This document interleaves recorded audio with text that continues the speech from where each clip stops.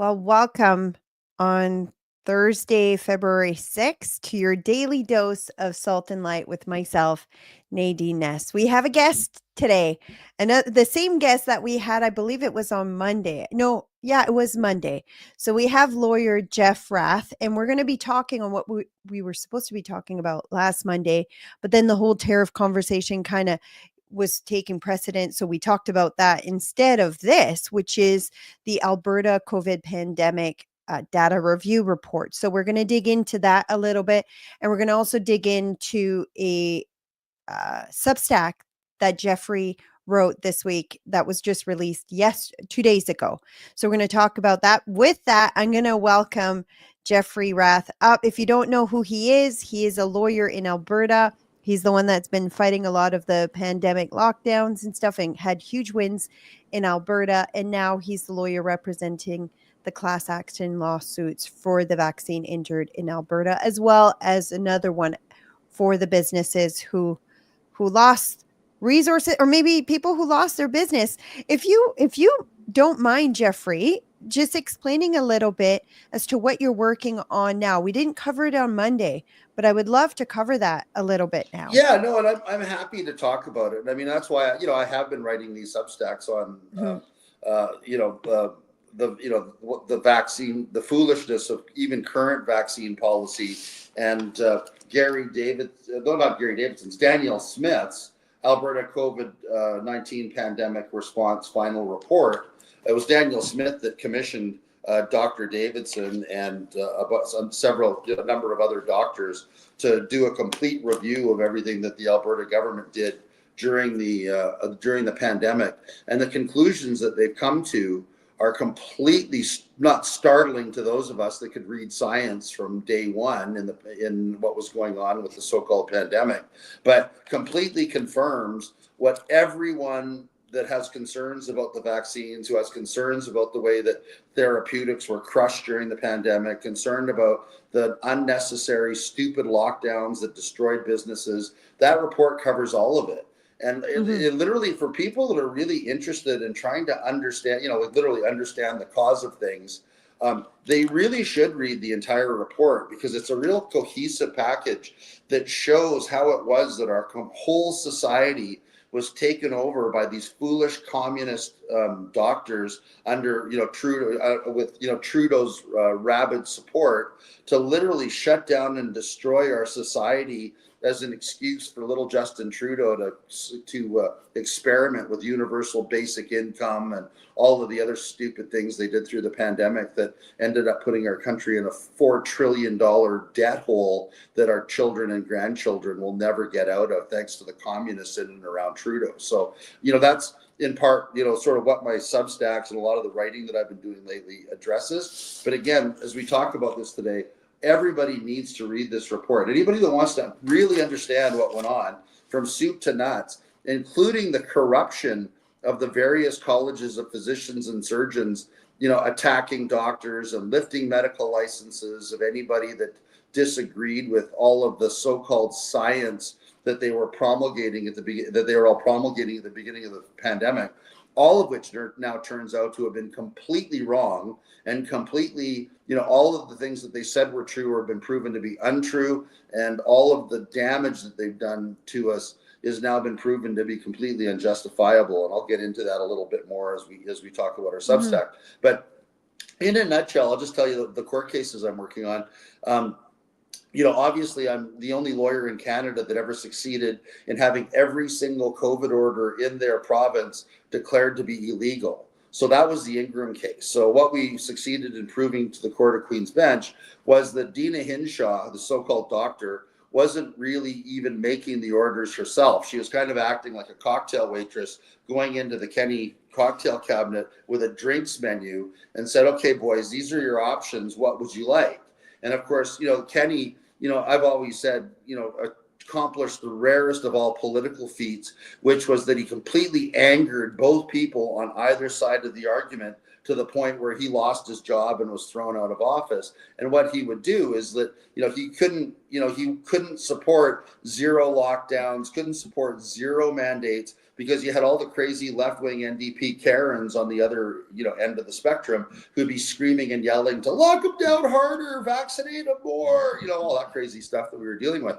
And so Kenny would always try to pick this sort of middle option from Kinshaw's drinks menu, and just succeeded in coming up with policy that was totally incomprehensible, made zero sense in the context of a coronavirus epidemic or pandemic, or whatever you want to call it, outbreak, right? Because let's face it, a coronavirus in effect is the cold virus. It's a common cold.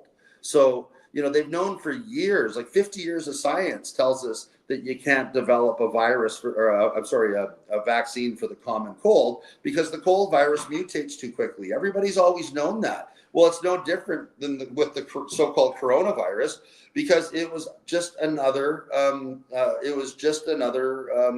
cold virus, that had been engineered. Obviously, now it turns out everybody was right when they said it was engineered in a lab, paid for by, so-called Dr. Fauci and the Eco Health Alliance, that then escaped, from this Chinese, Chinese lab that was, doing things illegally under U.S. law, being paid for by U.S. dollars, right, by Anthony Fauci. But anyway, that's what all of the work that I've been doing is now focused on, is taking all of the things that we now know to be true and moving them forward, including the fact that the lockdown orders were illegal, and then operationalizing those through, two major class action lawsuits, one on behalf of businesses that were illegally shut down and bankrupted in Alberta. And then the second one is on behalf of all of the people that have been horribly vaccine injured. I'm actually working on a third case right now. It's linked to the vaccine class action. We've been retained by the family of Chad Hawes to do a fatality inquiry in Alberta, because poor Mr. Hawes, again, bought into the propaganda. It's like, if you got AstraZeneca, and just because AstraZeneca, is discontinued as being dangerous and bad for you, that shouldn't stop you from getting, mixing it with either Pfizer or Moderna and carrying on the booster train. And of course, in Mr. Hawes's case, he was literally vaccinated to death. And, the cause of death on his autopsy report is that he died from capillary leak syndrome, which means that he literally bled to death out of his own lungs through the capillaries in his lungs. The reason we're having a fatality inquiry and are fighting this so hard is that the autopsy says that the capillary leak syndrome was from natural causes, but they never, of course, identified what the natural cause of the capillary leak syndrome was, which everybody knows was the vaccines, right? So, my comment to the court, and I put this in writing to the court, is that putting down on, Mr. Hawes's autopsy report and death certificate that he died of natural causes, from capillary leak syndrome, is like saying, that somebody died from exsanguination without noting that he'd been stabbed 30 times in the heart. The cover up continues. You still have all of these people within the medical profession, and it's even, the reaction to, Daniel Smith's COVID report. All of these people within the medical community who are guilty of not reading the science, guilty of just blindly following along, Dina Hinshaw's so-called recommendations, when Dina Hinshaw was demonstrably lying to the public on a regular basis and had no business whatsoever advising people to mix and match the vaccines, when everybody who knew anything about how vaccines are approved knew from the outset that vaccine companies that are approving vaccines or getting vaccines approved never spend millions and millions and millions of dollars. Then, after doing all the testing on their own product, then doing subsequent testing on how their product interacts with other products or other competing vaccines or treatments. So when Dina Hinshaw, Justin Trudeau, Theresa Tam, and this will sort of lead us into the Substack, we're standing up in public and telling parents that, it's like your kids need to get vaccinated. It's so important that we vaccinate the kiddies, and it's good to mix the vaccines. If you can't get one, can't get the one that you had the first time, just get the next available vaccine because they're all good for you. They're all safe and effective. In essence, Justin Trudeau, Theresa Tam, Dina Hinshaw, and all of these other completely negligent and incompetent chief medical officers of health across Canada were literally telling parents that it's a good idea to experiment on their children by mixing experimental drugs in a manner that's completely off-label. And when I say off-label, in the vaccine contracts themselves, oh yeah, there's one, Uh, there's the Alberta Medical Association accusing the Daniel Smith Task Force of being guilty of misinformation. I love that one, but and I just yeah. Go Well, ahead. do you want to dive into that right now? Because you're covering so much stuff really fast, but it's so hilarious. All the people complaining about it, they're so vague. They won't say what is misinformation. They won't say what evidence is anti-science. So this is from the Alberta Medical Association, Well, and but go ahead. they're so vague. So you're asking them pinpoint what is not true, and they can't. They won't, and they've even shut off comments. So I was just bringing that up because you were talking about that. But yeah, it's unreal just seeing that kind of propaganda being pushed through everywhere right now. Well, it's a bad joke, and it is propaganda. Like I was laughing the other day because the Globe and Mail had some cartoon after the AMA and the CMA came out with their statements, and I actually maintain that their statements contain misinformation and disinformation. Because, like you say, it's kind of like this, the Nancy Pelosi drive-by smear. This is all awful. This is horrible. This is it's misinformation, disinformation, right? And but of course, you notice that they never specifically ever say what it is that constitutes misinformation or disinformation, right? And of course, when you actually read the Daniel Smith Task Force report, what you'll see is that task force report, it's like my Substacks, right? I don't make up science, not like Dina Hinshaw and Teresa Tam. I don't make up science. I'm citing gold standard scientific studies that have been, in this case, reported in the task force report to demonstrate that, and Pfizer's own data. Like I actually have copies of Pfizer's data from its own emergency use authorization applications, which on its face is fraudulent, that I refer to. So if we're referring specifically to the Pfizer EUA data that claims that they're only going to notionally put one kid per million is going to die from COVID, but they're going to put 34 kids into ICU, not hospital, 34 kids into ICU with myocarditis, and then fraudulently at the end of the statement put 0 in the column of deaths from COVID, right? Well, how is my reporting on that in a Substack and saying that this is true and this is what's going on, and on its face this is fraudulent? How is that misinformation or disinformation, right? I'm reporting the facts. I'm telling you what the conclusion is that can be drawn from the facts on the face of the facts, right? You can disagree with my conclusion, but it's like the old saying, you can't disagree with my facts. Like we're all entitled, it's the old saying, we're all entitled to our own opinion. We're not entitled to our own facts. And I think what drives these people nuts is about the Davidson report that I'm talking about in my Substack about Trudeau creepily playing doctor with our children, is that they can't refute any of the facts in that document because the facts are the facts, right? Like as an example, and this is what I consider to be gross negligence on the part of Trudeau, Tam, Hinshaw, and the rest of them. This idea that you're telling people that, first of all, kids should get the vaccines when kids were never at risk from dying from COVID, period, as compared to the vaccines, which had multiple ways that they could kill a child beyond myocarditis, transverse myelitis being fatal, good old-fashioned anaphylaxis being fatal. For Pfizer to say that they think that 0 deaths are going to arise in children from the vaccines when COVID's only going to kill 1 kid per million, and that's even turned out to be wrong. The number is actually less than that, but let's leave that alone. But even accepting that Pfizer's number was correct, anybody that could read that table and understood science and understood the other outcomes of known side effects from the vaccines on kids, again, transverse myelitis, anaphylaxis. The other one is RSV. Like most people didn't understand, or no parents were told that it's a known fact, and Pfizer's even published it, that a known side effect of the Pfizer vaccine is that your children are and people in general are far more likely to like 400% more likely to contract RSV if you've had the COVID shot, because it weakens your immune system, to other diseases. Well, guess what? RSV is like 6,000% more likely to kill a kid than COVID. Hmm.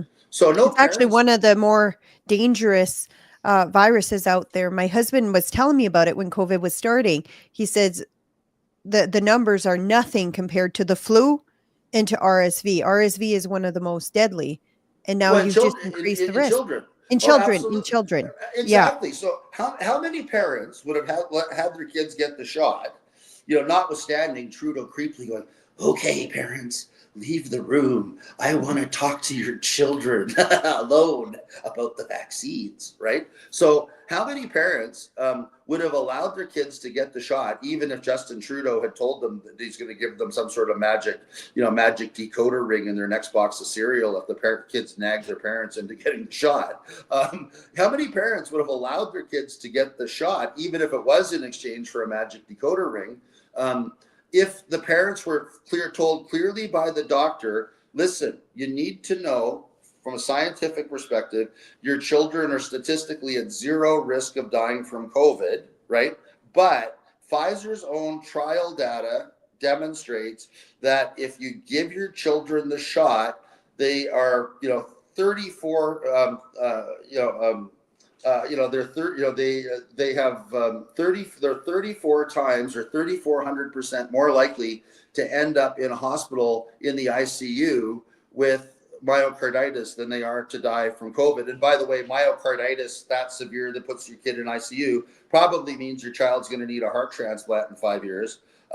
Versus COVID, which Hmm. really just gives your kid a sniffle and they get over it really quickly. So do you think you should be giving your kid a shot that's more likely to kill them than the disease you're inoculating them against? First of all. Second of all, parents, know that this so-called shot that they say is safe and effective, in kids, also has other side effects, including RSV, which is, which they will now be at risk of being 400% more likely to contract. And if they contract RSV, they're literally 6,000% more likely to die from RSV than they are from COVID. So, if you think it's a good idea that we do this and you think that I fully informed you of the risks and you feel that you have informed consent now, by all means, tell me to poison your kids. And I guess the government says that I have to or I should or whatever. So I will, but it's against my better judgment and it should be against yours. That's the type of, that's what full and informed consent should have looked like with Hmm. regard to parents getting their kids the shots. And by the way, parents, when little Justin Trudeau stands up in public and says, "Oh yeah, I had the AstraZeneca shot, but we can't get it anymore because I approved a shot that's really dangerous and causes blood clots in people's legs. So now I'm mixing it with other shots, and without any science or studies whatsoever behind this, we're now recommending that everybody that got AstraZeneca can run out and get a Pfizer and run out and get a Moderna, and you can mix the Pfizer and Moderna shots because it's safe and effective, right?"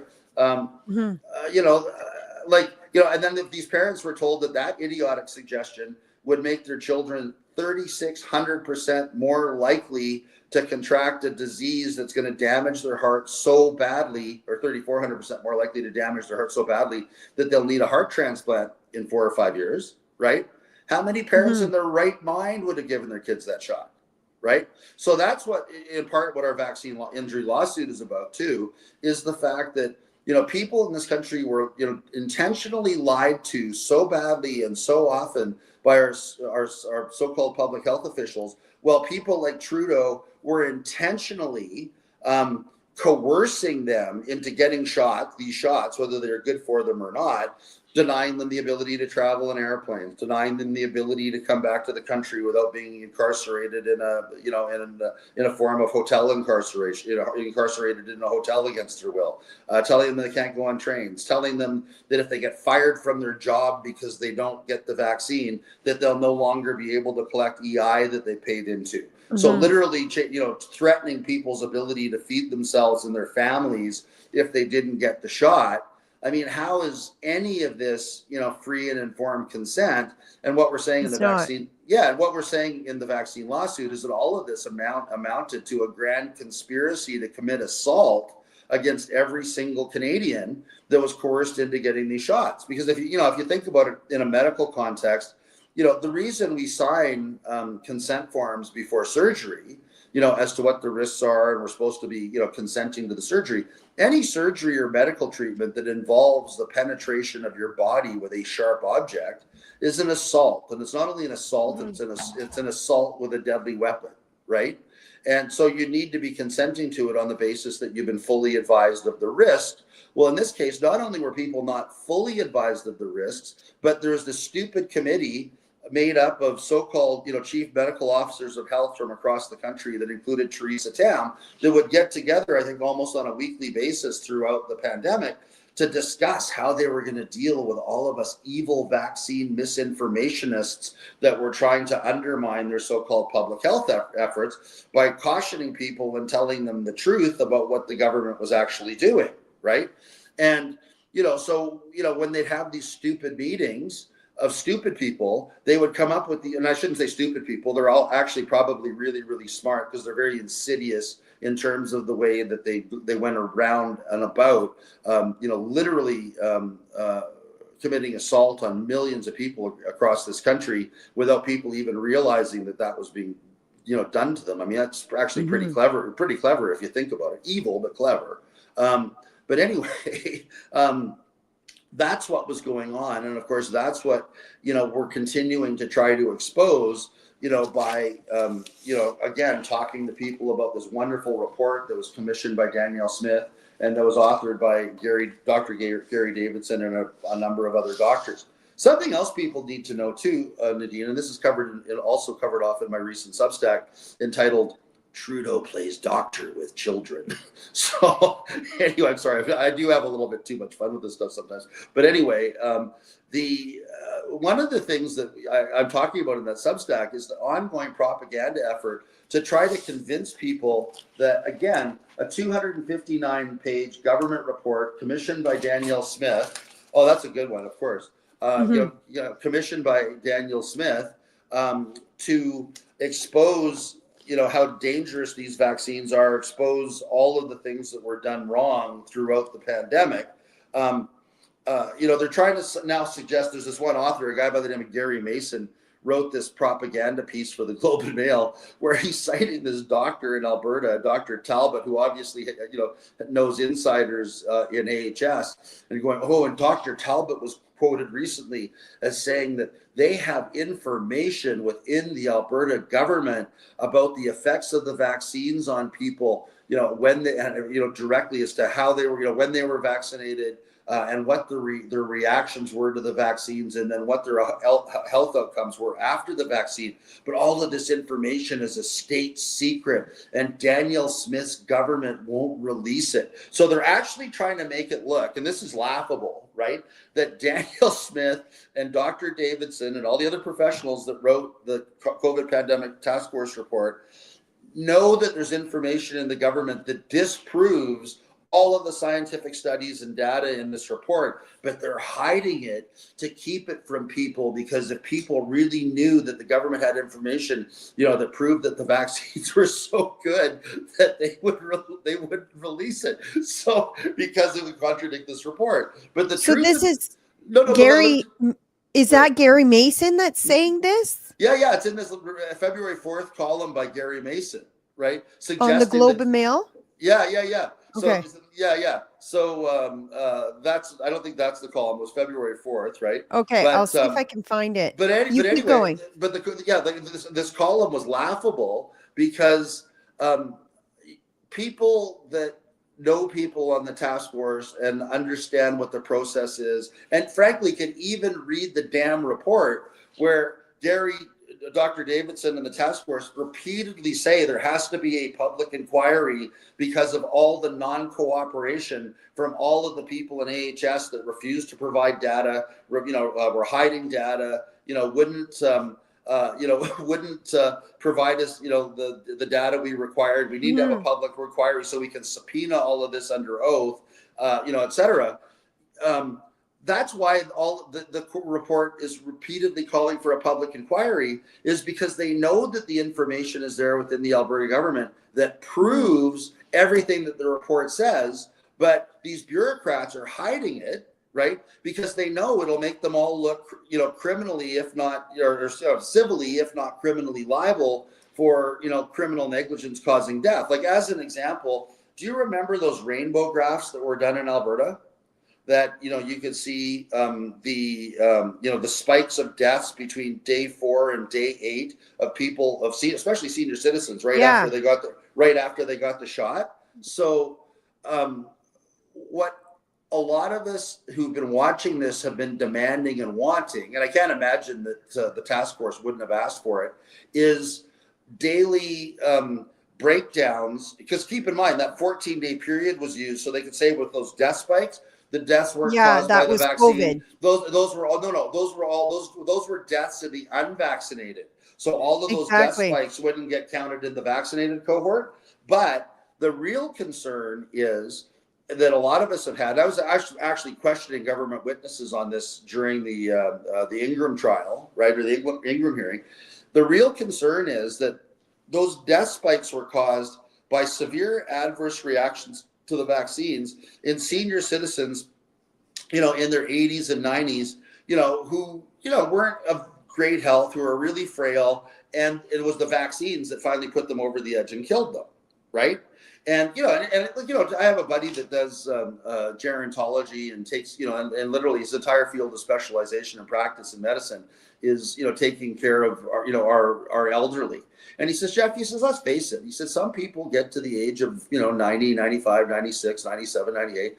A butterfly could land on their cheek the wrong way, and they're so weak that could cause them to go over the edge, right? And he said certainly a cold would, certainly flus, all of those types of things, just have always killed people, of that age bracket who are extremely frail. And what we think the government is sitting on is actual evidence within their own data to show that they were actually killing more seniors, or as many seniors with the COVID shots as may have been dying from COVID. And it was just really convenient to call them all unvaccinated, right? And Hmm. of course, what everybody's been calling for is a granular breakdown of data by Yeah. individual, by day, right? As to when they got the shot, when they died, what their chart was before. So all of this could be looked into. And of course, all of that data is being just glommed onto by AHS with all of these at Alberta Health. And I would imagine, I don't know for a fact, but I would imagine the excuses would be, oh, well, we can't give you information that would, disclose, individual names, or, blah, blah, blah, healthcare privacy and blah, blah, blah, right? But the simple fact of the matter is the data is there. And the data, I'm sure, because it can't not support the Davidson report, right? Hmm. Like, look at the Cleveland Clinic study. 56,000 people demonstrated the more shots you got, the worse your health outcomes, right? Look at that 23 million person surveillance study that we talk about in my podcast, in my Substack, where they surveyed 23 million people and determined that for kids in the 12 to 24-year age bracket, if you got the Pfizer shot, you were 5 times more likely to get a myocarditis. If you got the Moderna shot, you were 14 times more likely to get myocarditis. And if you mixed the shots, you were 36 times, or 3,600% more likely to contract not just myocarditis, but inpatient myocarditis. So that's myocarditis that causes you to go to the hospital, right? So that's what these studies say, and it completely would belie the scientific method that any real world data contained within within the records at AHS would contradict such huge high powered studies. And you got to hear from me, okay, like, because I know how these Yeah. people within AHS operate. If they thought for a minute, all these pro vaccine bureaucrats, if they thought for a minute they had any data that was internal to Alberta Health or AHS that would prove these studies and everything that the task force report says is wrong, they gleefully would have provided that information to the task force. And if the task force didn't publish it, they then would have been gleefully leaking it to the press. The simple I fact of just the matter, go ahead. I just want to point out here on the screen. So these are 6 studies that have come out that shows that the COVID-19 vaccine increases your risk of infection. And these are like gold standard studies. And that's the thing that people don't get. We've got the gold standard, but what they were using during COVID to push their narrative wasn't a gold peer review study. It was basically, oh, there's this in a petri dish, then it must mean this, but it was an actual like blind studies where they had like a sector of the population have one outcome and evaluated the other. But yeah, we're seeing all those studies come And out. just leave that up for a Mm-hmm. second. Yeah. So if people look, as you're looking at your screen, at the graph on the top right hand corner, this one over, that one, yeah, right there. No, you got it. That's actually the graph. I recognize that graph. That graph is in the Davidson report. And that Mm-hmm. graph, as I recall, is from the Cleveland Clinic study, right? And that was a study of 56,000 people that, demonstrated that. And again, the Cleveland Clinic, unlike people, sorry, I can't keep Right saying that. here. People at AHS, right, who thought it was a good idea to fire doctors and nurses in the middle of an alleged, a healthcare emergency. Cleveland Clinic didn't fire any of its healthcare workers or threaten to, like lay them off or whatever. So they had a very robust control group at Cleveland Clinic. I think out of 56,000 people at Cleveland Clinic, I think something like 10 or 15,000 of them did not get the COVID shots. So they had a really, really, really robust control group to draw those conclusions from, right? So you got to know that if there was anybody in AHS or anybody in Alberta Health that had any evidence that could, contradict those studies, that they'd be gleefully running out in public and holding it in the air and talking about, how horrible Dr. Davidson was to report on, high-powered scientific studies like in JAMA cardiology and from the Cleveland Clinic that, prove that the vaccines are very harmful to people, and that the more vaccines you get, the worse your health outcomes are, and the more likely you are to be hospitalized and die if you contract COVID, right? So, I mean, that's what that's effectively what those studies are concluding, right? So, obviously, if Alberta Health or Alberta Health Services had any actual data to the contrary, they would, don't you think little Timmy Caulfield would have released it by now? Oh yeah. Yeah, right. I mean, there's obviously, like, he's so tight with all of the vaccine cultists at Alberta Health and AHS. They would have handed that to him under the table in no time, whether it disclosed people's private healthcare information or not. I mean, let's not forget that during the pandemic, the College of Physicians and Surgeons, because I jokingly on a Skype call with AHS people one day said that I had a vaccine or I had a mask exemption, right? Because everybody else is making a big show of taking their masks off on the Zoom call. And I said, yeah, I see you guys are all wearing, your masks while you're alone in your Zoom rooms. I said, I myself have a mask exemption. And of course, what I meant internally was it's my office and I'm not going to wear a mask if I don't have to. And B, I'm exempt from all forms of foolishness and stupidity, which would include wearing a mask by myself in my car or wearing a mask by myself in my Zoom room. But I swear to God, Nadine, the very, very, very next day, right? And I'm not a big believer in coincidences anymore. The very next day, the College of Physicians and Surgeons sent a doctor who had been fired by Covenant Health in Edmonton. You can't make this stuff up, for boundary violations, which meant he was repeatedly sleeping with a subordinate after he'd been warned not to, and then lied about the fact that he was continuing to sleep with a subordinate after he'd been told not to. So he was fired. So they put this doctor who'd been fired for these obvious boundary violations at Covenant Health in charge of raiding my personal physician's office, raiding my personal healthcare file, and going through my personal healthcare file to see whether or not my doctor had issued me a mask exemption or a vaccine exemption, which of course he hadn't. Right. So for all of these people that are so concerned about medical privacy and people's private information that they couldn't, that they probably were hiding behind that to not provide information to the Davidson or the Daniel Smith task force led by Dr. Gary Davidson, I don't have a lot of when people are saying that Daniel Smith or Dr. Davidson have access to information that disproves things in this report. They don't say that disproves it. They just insinuate it by saying, oh, there's this information that blah, blah, blah, that's a state secret within the government of Alberta. Well, it's a state secret because everybody at AHS and everybody at Alberta Health who know that this stuff is so explosive that it could lead to all of them being hauled out of their offices by their ear and shown the door, right, are still hanging on to this information. So this is why Gary, this is why Dr. Davidson and the task force report and the task force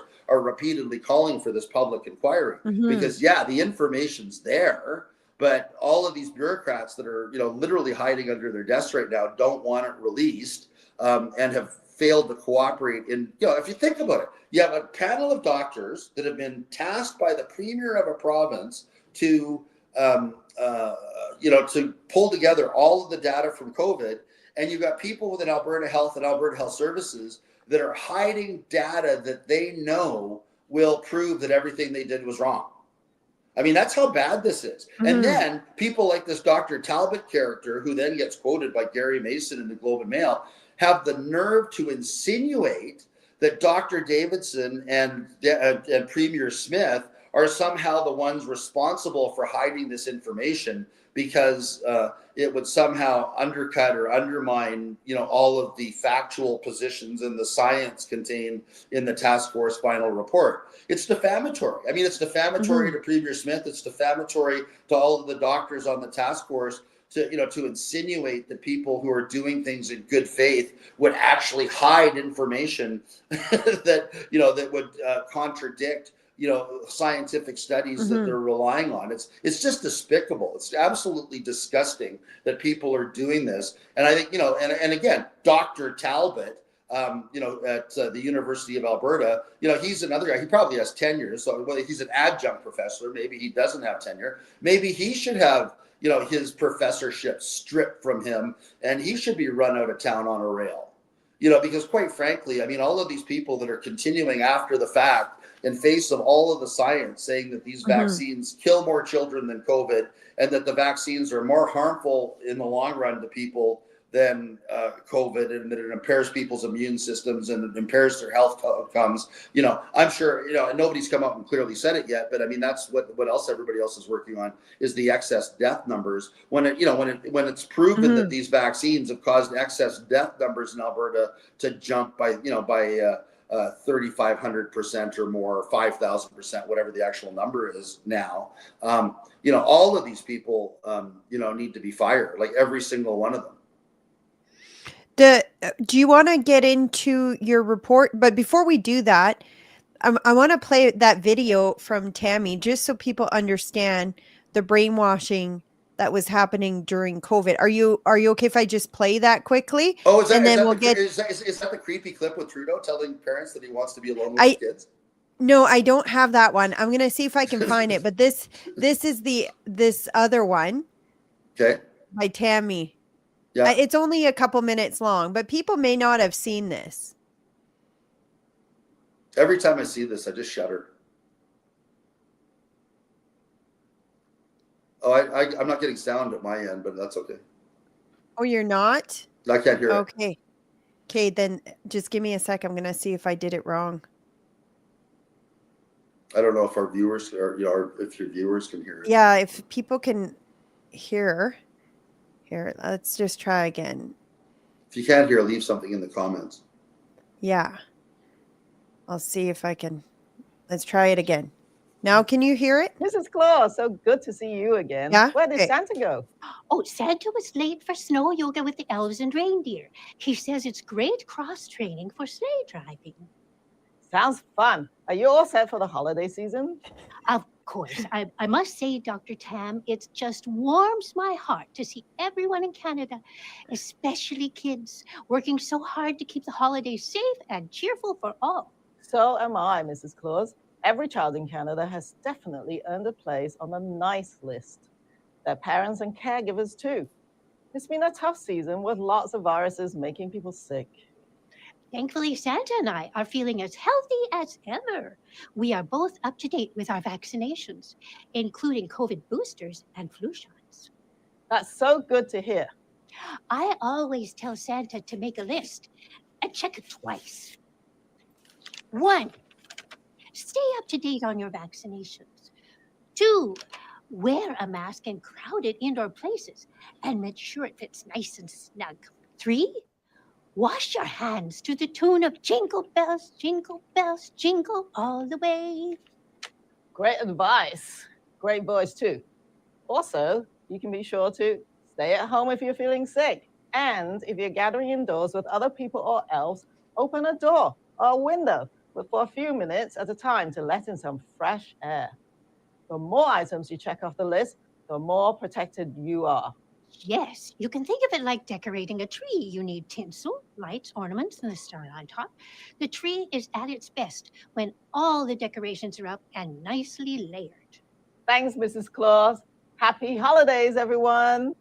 It's so sickening. They're Oh, I know. basically saying you're going to be on the naughty list if you didn't get your shots and your boosters. Well, and did you notice there's nowhere in there that they said, and by the way, parents and kiddies, make sure you don't mix your shots and boosters, because the vaccine companies have written in their contracts with us and in their supply monographs that it's not safe to do that. You notice, like, there's no warning whatsoever to parents telling them that No, there isn't. the vaccine companies don't want people mixing the shots. And, and of course, I'm sure we can all dig around and find all the clips where Theresa Tam told people it was safe and effective to mix the shots, et cetera, right?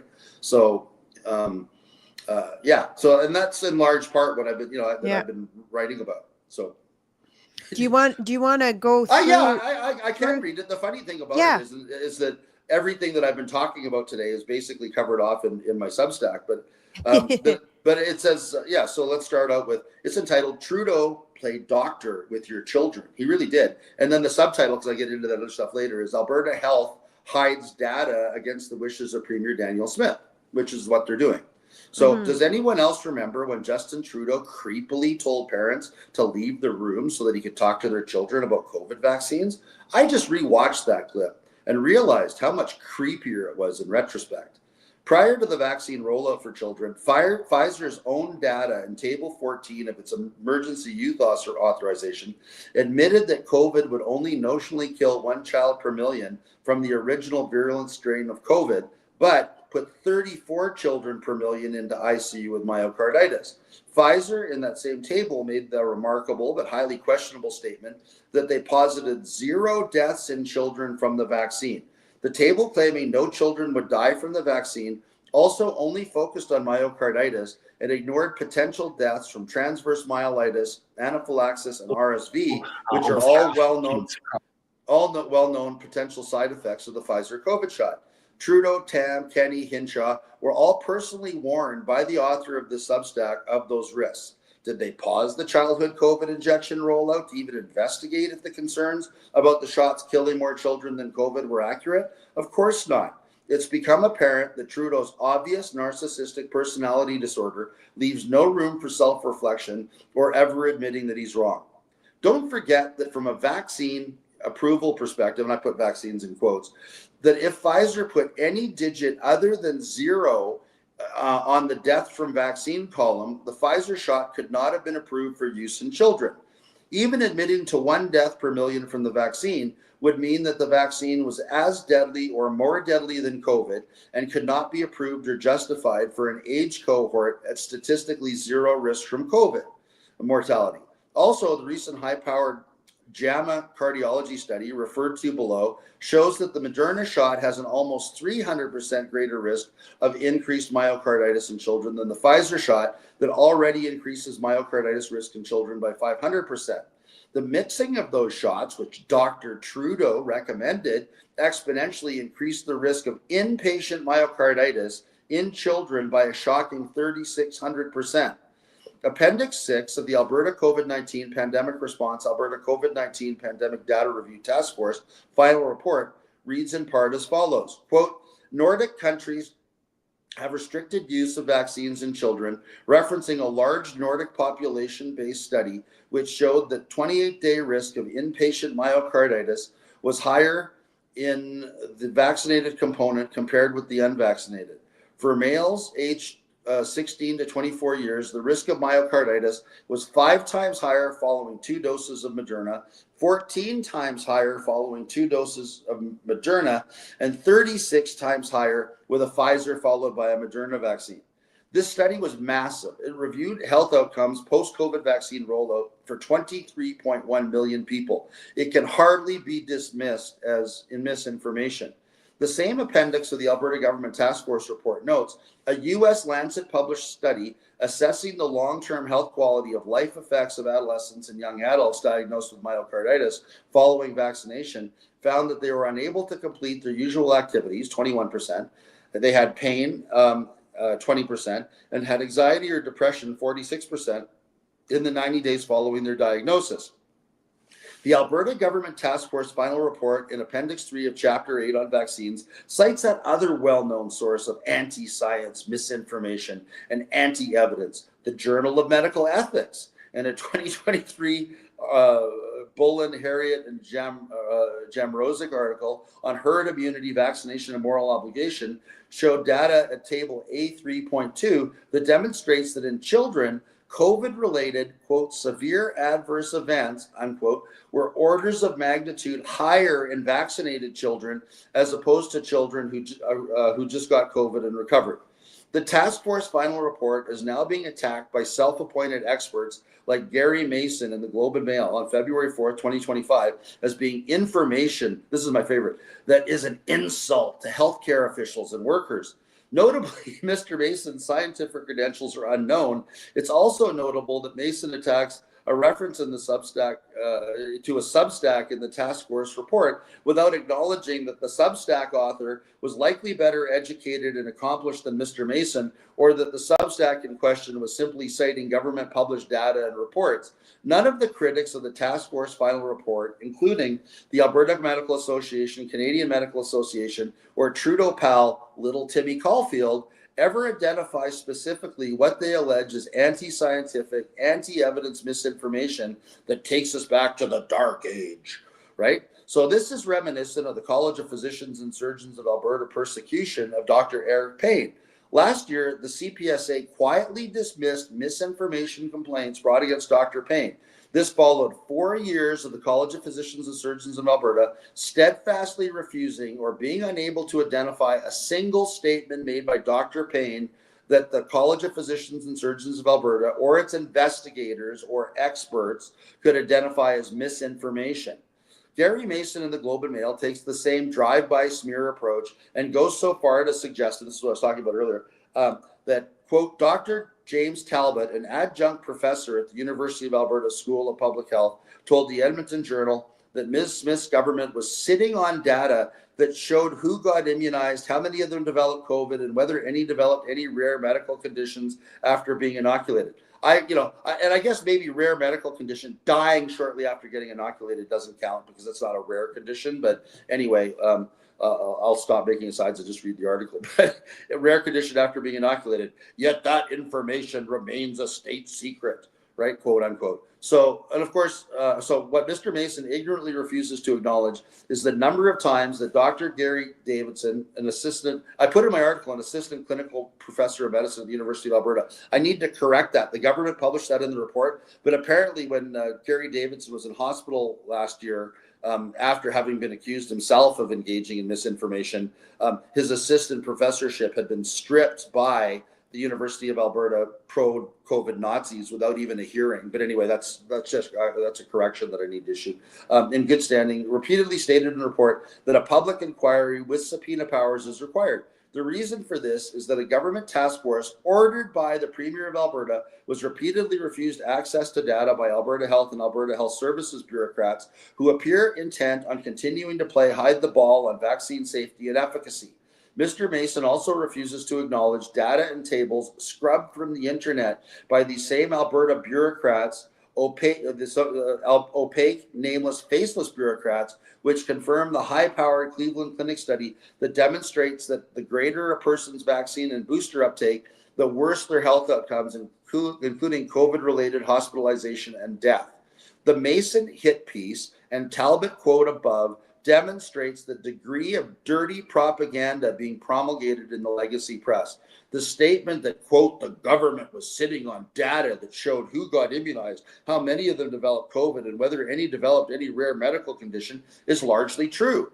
The problem for the pro-pharma propagandists is that the information is being withheld against the strict instructions of Premier Smith in the task force mandate. Well, it may be slimy and underhanded for these vaccine propagandists to try to smear Premier Smith's reputation for integrity with these underhanded insinuations. It's simple defamation to suggest that Premier Smith had anything to do with evidence being withheld from her own task force. There is absolutely no way that if AHS or Alberta health bureaucrats had evidence to refute AHS tables showing increased hospitalization and death amongst the vaccinated as opposed to the unvaccinated, confirmed by the 56,000 person Cleveland Clinic study, JAMA Cardiology, Lancer, and Pfizer studies referred to in this column, those safe, self-serving, insubordinate bureaucrats would have either gleefully provided the data to Dr. Davidson's task force team or have leaked it to the media long before now. Premier Smith and Dr. Davidson need to name by name the bureaucrats that are actively smearing both of their reputations by making scurrilous statements to the media that suggest that they are the ones hiding the truth, as opposed to all of the pro-vaccine cultists in AHS and Alberta Health. I know Premier Smith is really busy trying to save Alberta and Canada from the trade war provoked by Justin Trudeau's despicable degradation of Canadian sovereignty. However, she needs to hold a press conference accompanied by Dr. Davidson to defend her own reputation against the faceless, disloyal minions in her own government who continue to hide the truth from Albertans by fraudulently parroting the words safe and effective. Jeffrey R.W. Rath, Foothills, Alberta, February 5th, 2025. Oh, look at that. We're up to 171 likes and 24 restacks. I must have hit a nerve. But anyway, that was my Substack. And that's the kind of thing that I've been talking about. I think it's important. Go ahead. I do have a question Sure. because you made a good point in here. You said they're making all these statements. Has there been discussions with either Gary or Danielle Smith about suing these people who are making defamatory statement? Because maybe that would discourage if they were held accountable to their lies. I can't really comment on that. I don't provide legal advice to Premier Smith. But certainly, in my view, I mean, look at that huge defamation lawsuit that Donald Trump won just recently in the United States against Stephanopoulos and ABC. I really think that people like Dr. Davidson and Premier Smith, need to find lawyers to send cease and desist letters and warning letters, to media outlets, that repeat these baseless insinuations and outright lies, suggesting that somehow that either Premier Smith or Dr. Davidson, would be engaged in hiding the truth from people is one of the most insulting, defamatory libels that I've seen, and in 4 or 5 years of insulting and defamatory libels being leveled against people that are trying to get to the truth, and get to the bottom of things. So that would be my response to that, and I'm surprised that, or not surprised, but I'm kind of hurt that you think I only made one good point in my column, but oh well. No. Well, you've made a lot of good points before even we got into the column, but that was the one that I was thinking the most, because the problem is we can get all the data out there, get all the research out there, but if you have a coordinated attempt at making it seem like it's not credible information, the general public is not necessarily going to believe it as credible information. But it would if there was court cases that prove that they were lying and that this information is credible. And that's why I'm thinking if it was to go through to a lawsuit and Danielle Smith and Gary were to win, it would really shut up all these people who've been spreading all these lies to the general public. Yeah, but Nadine, they don't need a lawsuit. I mean, the other thing is that, I know lots of people wanted me to sue Dina Hinshaw. They want me to sue Verna Yu or whatever, right? But there's an old saying that you learn first year law school, right? You don't sue a man of straw. So what that means is, why would you engage in years of litigation suing somebody that doesn't have any money to pay you off at the end of the day? You're just bankrupting them for no reason. They'll have spent all of whatever little money they have left on legal fees by the time you get to a judgment, right? So what Premier Smith, if I could give legal advice to Danielle Smith, which I don't presume to do, I really think that all she needs to do is to follow the recommendations in the task force and impanel a public inquiry with subpoena powers and force all of these bureaucrats out from their little hidey holes with all of the data that they've been hiding. And we can, it's enough of a win to prove that they're all lying, that they're all culpable of hiding this information, and quite frankly, maybe guilty of even manslaughter if it can be proven that they had information, that showed that they knew or should have known that they were killing people with these shots, but deliberately hid it from the public, right? Mm-hmm. So, and keep in mind, like, this is how, like, these people, like, they hate any discussion of those rainbow graphs, right? Mm-hmm. So, I tried bringing it up in, during the Ingram case and like got completely shut down, on it. And then, the other thing they hate is any suggestion that so-called, when you look at the Cleveland Clinic study and all the poor health outcomes that happen to people that are vaccinated, right? Any suggestion that all these cases of so-called long COVID, aren't really COVID, but are actually vaccine injuries drives these people absolutely nuts, right? And like I remember when it was a Dr. Kindrachuk that the Alberta government had put up as an expert, and we all, of course, were submitting to the court that he wasn't much of one, and he was incredibly biased in favor of the government. But anyway, I specifically asked Kindrachuk because he's trying to say, okay, well, we might, the pandemic might almost be over, but long COVID is still serious and it's really hurting people, and long COVID. So I asked him, I said, so Dr. Kindrachuk, I said, you keep volunteering all this information about long COVID. This is something the court should pay attention to. I said, do you have any data? This is a paraphrase because I don't have the exact transcript in front of me, but I said, like, do you have any information or data that you can present or speak to that would, answer the question as to whether or not long COVID is in fact long COVID, is something related to COVID, or in fact is a vaccine injury? He literally yells at me from the witness box, "That's a trope!" And I said, well, no, Dr. Kindrachuk, that's a question. Your question's a trope, right? I mean, that's, like, literally, this is the quality of witnesses, the quality of evidence that the government was putting up in the Ingram case, right? Mm-hmm. And let's not forget too, when I was representing, and this was disgusting to be frank, when I was representing Eric Payne and Joanne Moser and Gary Chan, who AHS was trying to fire because they rightly didn't, for religious and health reasons, didn't want to take the COVID vaccine. They put up a witness by the name of Dr. Michael Houghton, who's the chair at the time of the Li Ka-shing Institute of Virology. I call it the Ka-ching Institute of Virology at the University of Alberta because of all the grant money they suck in.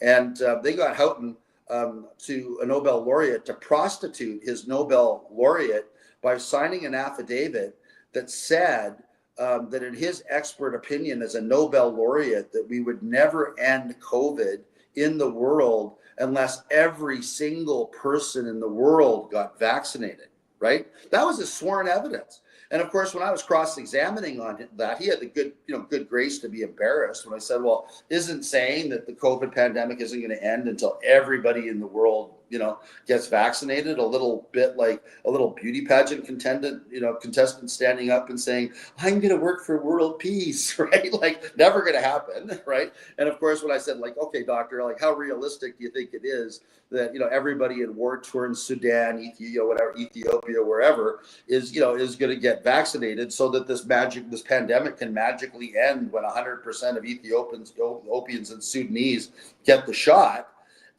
He comes back with, well, I have family in South Africa and they all really wanted to get the shot. I mean, it had nothing to do with anything. But I mean, this is like literally the quality of evidence. It was laughable. I mean, the quality of evidence that was being elicited by the Alberta government from this so-called Nobel laureate, who at least had the grace to appear embarrassed, by the quality of the evidence that he was providing. It certainly wasn't science, and it certainly wasn't scientific. And, people in this, in this province should be, outraged when they think about the tax dollars that have been wasted by the Alberta government, putting up, these witnesses, providing this kind of misleading inaccurate information to the courts to try to continue to preserve and protect the reputations of all of these people who are guilty of, gross misconduct and medical negligence in the context of the manner in which they promoted these vaccines.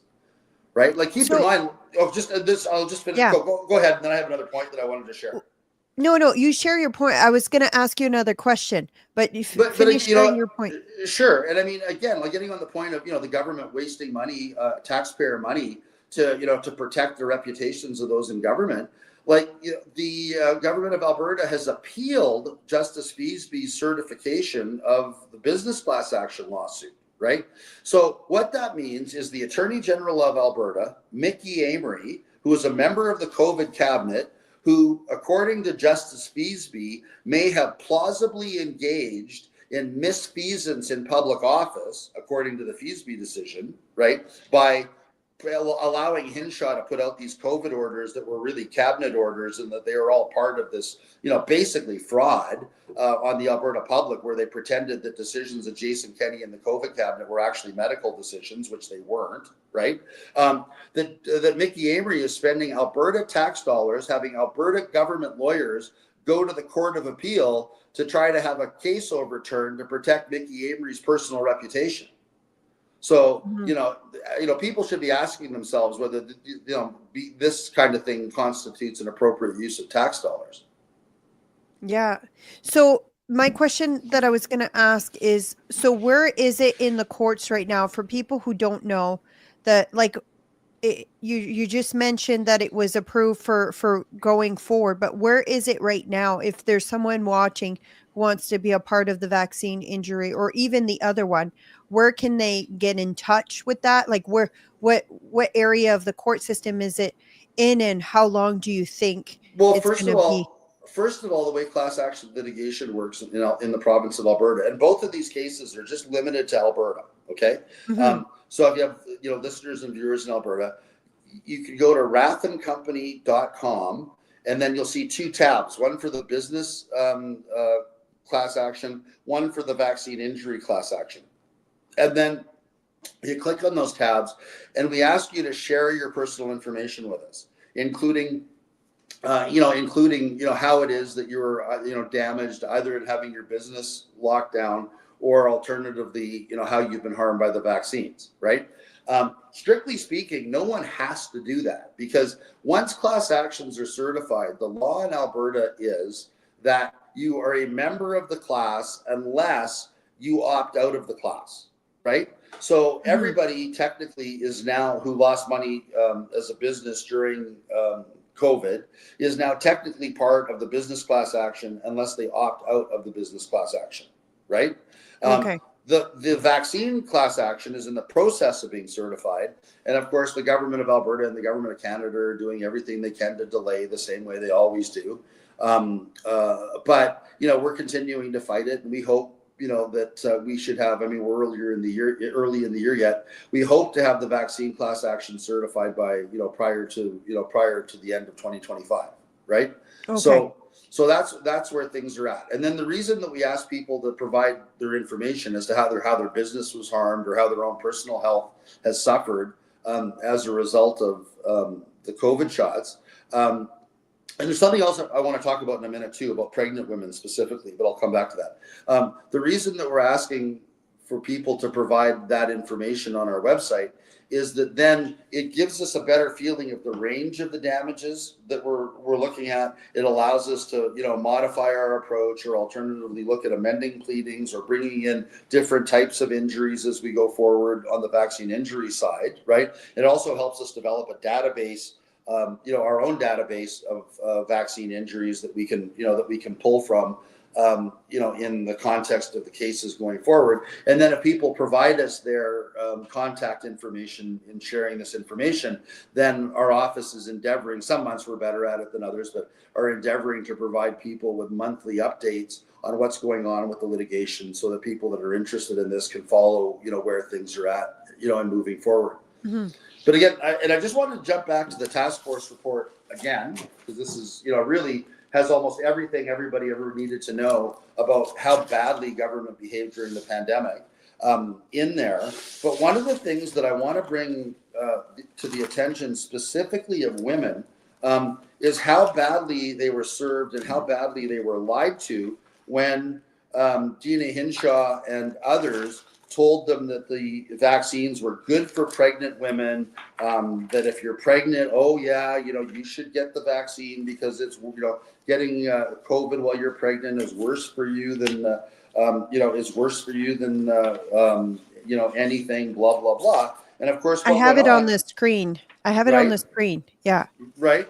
And of course, what none of these people were telling you is that Pfizer never ever studied these vaccines intentionally for safety in pregnant women. They actually tried to exclude, there you go, you got the exact page up that I was going to.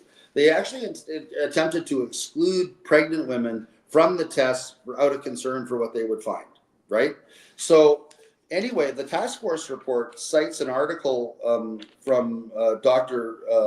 Pierre Corey that published an analysis of the Pfizer trial data concerning pregnant women. And I'm just going to read it, okay? According to the Pfizer cumulative analysis of post-authorization adverse events report, section 5.3.6 on page 12, 270 pregnancies were reported during the trial. So 270 women got pregnant during the COVID trial.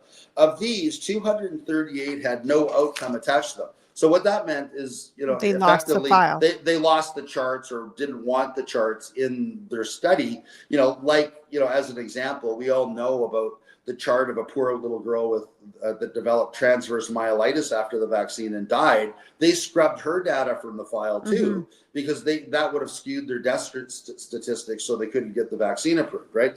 No explanation in the document for the lack of reporting. Did they lose the chart? The remaining 32 had the following results. Okay, anybody that was pregnant that got the vaccine that had a miscarriage, listen to this. 23 spontaneous abortions, 2 spontaneous abortions with intrauterine death, 2 premature births with neonatal death, 1 spontaneous abortion with neonatal death, 1 normal outcome.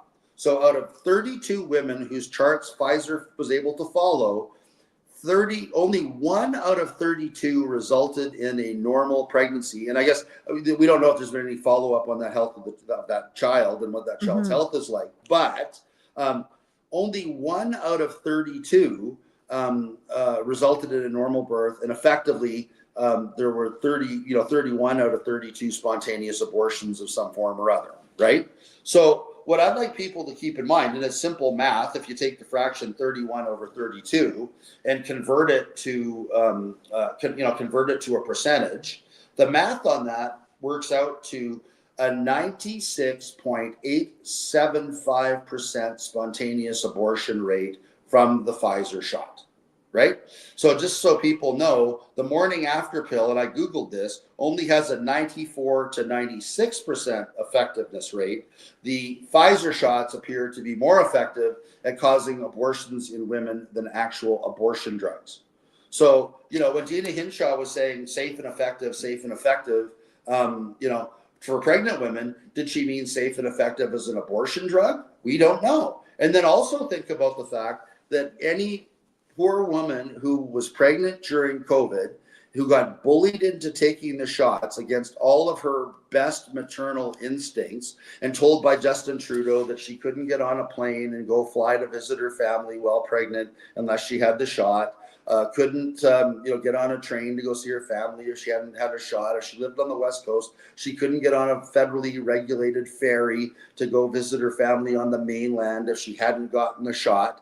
Think about all those poor women that were literally coerced and bullied into getting that shot without being told that they were taking an abortion drug, right? It's disgusting. It's despicable.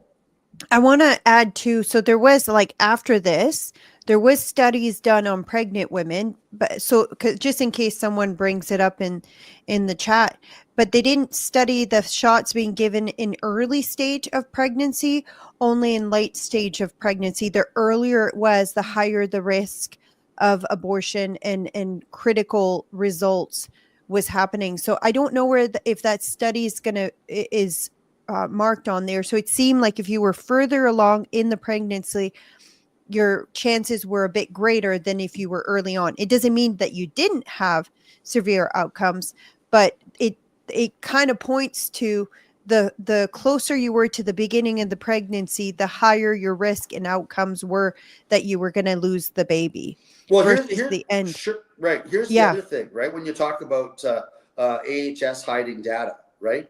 We all know that there's, that they can generate statistics out of AHS that would give us what the miscarriage rate was pre-COVID shots and post-COVID Mhm. shots, right? They're not doing it. Why aren't they doing it? It would be something for them very easy, easy to generate if they wanted to prove that these shots were actually safe, not effective, because we all know that they don't keep you from getting COVID or spreading COVID. So I'm not sure what they were Mhm. effective at doing. We also now know that your health outcomes are worse if you take the shot. So all the stuff about, you're going to have a better hospital outcome and not be as likely to die from COVID was disproven by the Cleveland Clinic shot test as well. So we don't know what these shots were, considered to be safe for, what they were effective for, or, and how anybody could even say that the shots improved your health when all the evidence is to the contrary. But, the data is available in Alberta government to tell us, what the miscarriage rate was before COVID shots and after COVID shots. Because generally, to be clear and to be completely transparent with your audience, what I understand talking to medical professionals and experts that I rely on, there's generally in all pregnancies, a 25%, Mhm. from early conception to, 3 months or whatever, miscarriage slash, miscarriage rate or, pregnancy Mhm. failure rate, right? Yeah. But, what we want to know, and the information's there, is how much higher, if at all, was the miscarriage rate in Alberta. It would go a long way towards defending Dina Hinshaw against accusations that she hurt Mhm. pregnant women in Alberta. On the, we presume she hurt pregnant women in Alberta on the basis of the Pfizer trial data. Why doesn't AHS publish those statistics? And again, Mhm. my suggestion would be is that the statistics are really scary, and Mhm. they don't want them out there because they don't want every pregnant woman in the province that lost a baby after a COVID shot to be contacting my office and adding their name to the list of Mhm. people that were horribly vaccine injured. Right? Think about the Mhm. psychological harm to women, right? Yeah. Who, like all they want to do is the best thing Especially for. feeling like it was their fault, right? Well, no, yeah, but on top of it, wanting to do the best thing for their baby, and they're getting neonatal vitamins, and they're going to their OBGYN, whatever, Mhm. and they go to their OBGYN, and I call them OBGYNs, and the OBGYN tells them to, oh, the COVID shot is good for you, you should take the Mhm. COVID shot. Well, shouldn't that mother know that she should be suing the ass off of that, that OBGYN? And shouldn't be, she just be screaming at the Alberta government about how reckless they were with her health and the health of her baby, right? Mhm. So I would suggest that that's why this information isn't available. So, and it's Mhm. not Danielle Smith that's hiding this information. It's not No, Dr. it's It's not AHS. Dr. Davidson that's hiding this information, No. right? Yeah. Don't you think, given this section in the vaccine report, that if Dr. Davidson had access and the task force had access to that data, miscarriage rates pre and post COVID shots, that they would have included Mhm. it in the study? Of course they would, because they're ethical, Mhm. honorable, honest people. Unlike all of the, Mhm. and I'm going to use this word because I think it's. Oh no, I won't. I was going to use a very derogatory swear word to describe these people, but I'm going to try. I'm trying to be a better person, so I will not do that. But as opposed to all of these people, and I use the term people very loosely with them, that said that we're telling pregnant women that the shots were good for pregnant women when they had no data whatsoever to indicate that this was safe or not. But I strongly suspect that this is just going to be like mixing vaccines, and we're going to find, a 3,600% increase in, miscarriages or some number Mhm. that's frightening like that, if the data was ever released or allowed to be, or brought out at a public inquiry, which I hope, I sincerely hope it is. I hope Danielle, I don't know if she ever watches your podcast, but she certainly, I think that she certainly listens to people that are telling her what's going on, and, Mhm. relaying the concerns that a lot of us have about the need for a public inquiry. And I certainly hope that she follows the task force recommendations and calls a public inquiry so that all of this information can be brought out into the public. And again, all of the people within AHS and Alberta Health that were involved in this, can be hunted down and pulled out Mhm. from underneath their desks and shown the door. because none of them have any business, in public health. That being said, if we were to do that, if we fire all those people, I can't even imagine how many billions of dollars they would save on healthcare in Alberta, and to make money available to Good actually point. pay, to actually pay our GPs and pay our doctors and nurses more money, to actually provide frontline healthcare to the people of Alberta, right? So, I think that this could be a win-win-win situation. So, that's something I'd like Danielle Smith to consider. Sorry, I got distracted. I didn't know I have a cat in my I was going to room. say, do you have a cat wandering around? That's what that looks Yeah, like. yeah. Well, not just a cat. I had the dog too, and I Oh, didn't even know she was in here. I have a Yorkie and a cat. I don't know if you can see it or if it's no, I blocked. can't. No, I can't see them. That's okay. There's a Yes, cat as laying well. on and it scared the crap No. out of me because I heard some noise. I'm like, what's in here? And then I looked. Yeah, both the dog and the cat were laying on the chair the whole time, and I didn't even know. But and okay, so I'm gonna end we're gonna wrap things up here. But sorry, that really threw me off. I got really distracted. One thing that Well, I'm go ahead. Go ahead. yeah, one thing that I'm super hopeful about is all the work and the things that seems to be coming out of the US. I don't have a lot of hope in Saskatchewan that any report's going to be done by the government who were in charge at the time. And it's the same thing, even though Danielle Smith wasn't in charge, there's a lot in her cabinet that were. But one of the things that gives me hope is seeing this demand in the US for getting accountability, getting work done. Have you connected with any of the teams in the US that are leading lawsuits and stuff to share information and potentially help the I one don't. that's happening in Alberta? I don't think I'm telling any tales out of school to say um, uh, that I have Dr. J. Bhattacharya on my speed dial. Dr. Bhattacharya was actually one of my expert witnesses, or was an expert witness during the Ingram case. And actually, you'll note that Dr. Bhattacharya is actually also a contributor to this task force report. And I Oh, I mean, didn't know that. oh, no. And like Dr. Bhattacharya, the head of the National Institutes of Health, fully endorses this report. In fact, I've heard, through the grapevine that, without disclosing my sources, but It's you can going to guess, come out soon in the States. but you can, the Dr. Bhattacharya thinks that this is one of the best reports that has ever been written on, soup to nuts, what went wrong with policy making and governance in the throughout the pandemic. And Dr. Bhattacharya has been involved as an expert witness in a lot of the big cases in the U.S. He was obviously involved in assisting in pointing various attorneys general in the right direction with reports that they brought out, et cetera.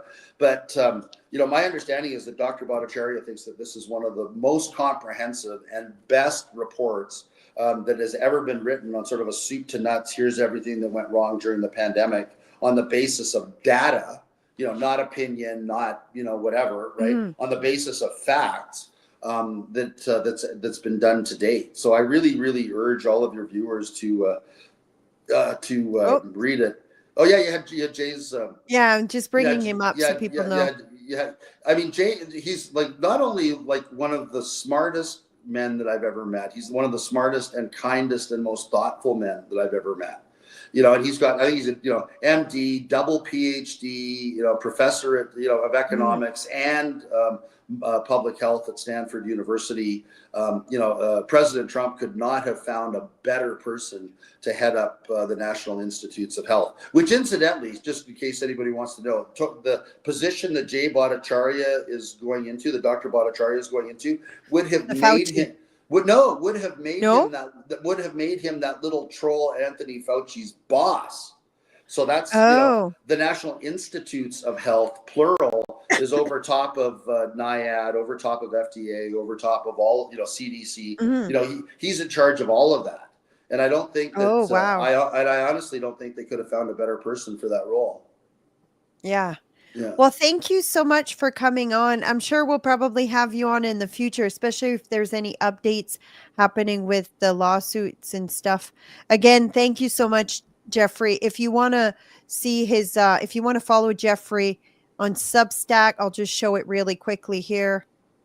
It's just Jeffrey Rath, but No, it's well, and it's kind of tongue in cheek because all of this started. We were all called conspiracy theorists. So the title of my Substack is actually "Conspiracy Facts with Jeffrey Rath." with Jeffrey Rath, And you'll right find that, there. that I try to get as much fact and technical data and evidence into my into my Substacks as possible, because again, and I think that's what we all need to internalize. Everybody can have their own opinion, but we can't have our own facts. Yeah, and you can Right. also find him through this website as well. Yeah, Again, thank you. you can contact my office through the website. So, Yeah. and I'm always happy to hear from people, and if people have a question and want me to reach out, we are awfully busy, and I don't get back to everybody, but I certainly try to. Yeah. Okay, thank you so much, Jeffrey, for coming on the show. Again, you have a good afternoon. You too, Nadine. Okay, thanks. See ya. Wow. So we went over a little bit of information. I know I see comments here, CA Bob, fact checker. Um, there's been a lot of people who have been writing on how to defend the Alberta report. The problem is the people who are criticizing it are not saying what in it is false. So we can't defend the criticism when they won't point out what it is that is false in it. We can point to the report, but it's 269 pages long. Now, Jeffrey went over some of the key points. If you want to watch my interview that I did with Gary Davidson, who's the author of the report, we went into it a little bit more at the time when it was released. So that would have been like, I think, a week ago. If you look Gary Davidson, it should come up. As for defending it, we don't know what it is that they're saying is false. They're just saying it's anti-science. It's not. It's full of reference scientific studies. Now, I don't think we can counter it back and ask them what is wrong in it. But they won't tell us. They keep it vague for a reason. They did this during COVID. So they're going to keep doing that. I don't think we're going to see full change until the information and people like Jay Bhattacharya comes forward and says, these are they're credible study, the best gold standard studies, and it's showing everything that we did was wrong. Everything that we did harmed people more. I don't think that's going to happen, and people are actually going to believe it until it comes from the highest level. Again, they're not saying what is false in it. They're just basically saying it's false. So if you want to counter, find an account that's saying something that is false and then counter it with the research. If you go look at the report, I think it's on the last pages.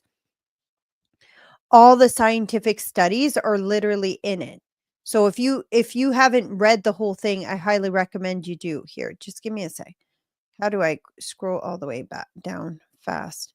It won't do it.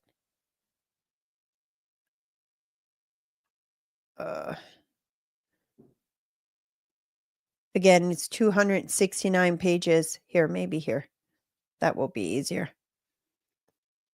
Every section has reference pages of all the studies. Everything in the end notes for every section. So we're in 1 hour episode. We can only go over the grand scheme of things. And if that's not good for you, you feel free to go and read the report yourself. So we Jeff and I talked about his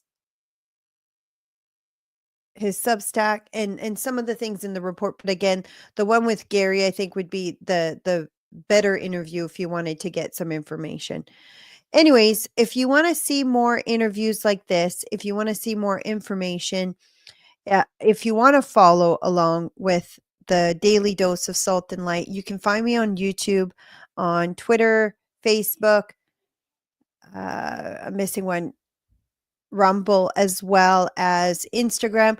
Instagram, I can't go live on it. It doesn't save it. It doesn't stay. So on Instagram, I'm just posting some of the short clips and linking to the Facebook long stream video. So some of you are watching from Facebook. Some of you are watching from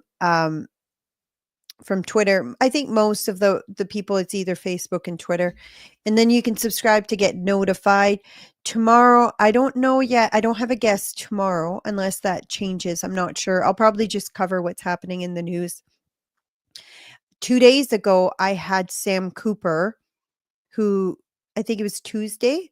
Yeah, that would have been 2 days ago. If you didn't watch that episode, I highly recommend it. Sam Cooper is a reporter who used to be with Global. Now he's with a new organization that he started, the Bureau. And we talked about foreign interference as well as the fentanyl problem in Canada, how it's very much a real problem in Canada, and why we believe Trump is putting pressure on Canada to deal with this problem. So, anyways, it kind of goes through all of that. It's very informative.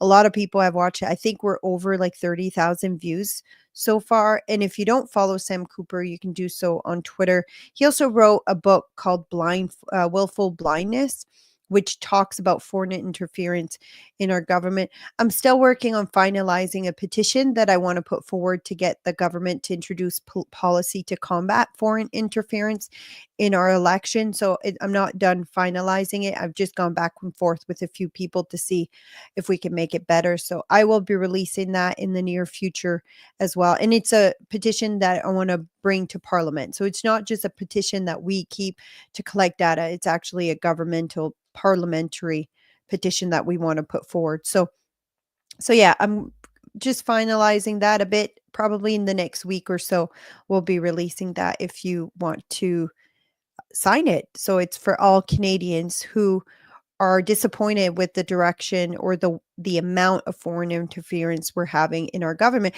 or the lack of transparency about foreign interference. There's been talks about 11 MPs that have been, I guess, subjected to the foreign interference or participated in it. And then Sam talked about how he believes it's much higher.